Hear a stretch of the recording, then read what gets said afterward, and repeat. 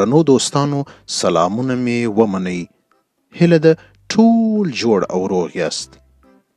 نن موږ د ړې درس وایو. ړې د پښتو الفبا 18 توری دی.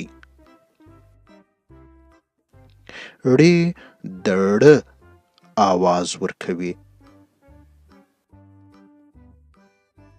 ستاسې ری په یاد ده؟ له ری څخه روژه راتلل.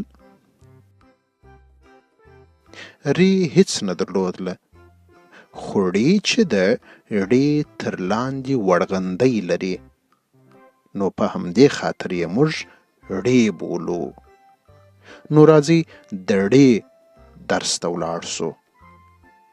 ړې ړوند، جمیل په دواړو سترګو ړوند دی.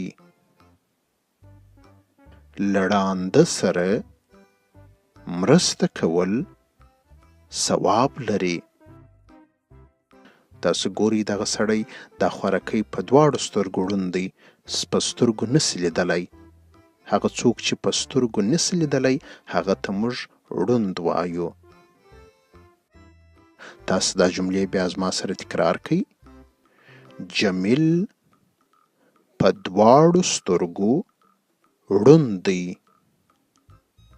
له ړانده سره مرسته کول ثواب لري. تاسو ګورئ په دواړو ړوند او ړانده کې ړې راغلې ده.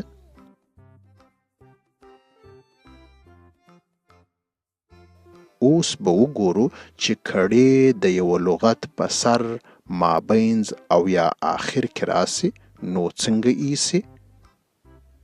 ړوند، په ړوند کې ړې په سر کې راغلې ده.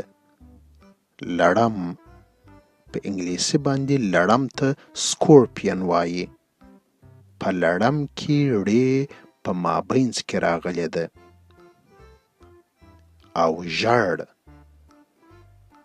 په ژړ کې ړې په آخر کې راغلې ده.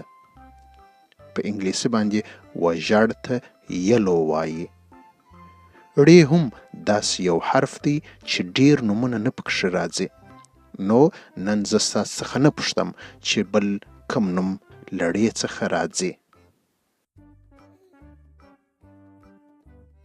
دا درس به تاسو په خپلو کتابچو کې ولیکئ او خپل مور پلار ته به یې ورښکاره کړئ.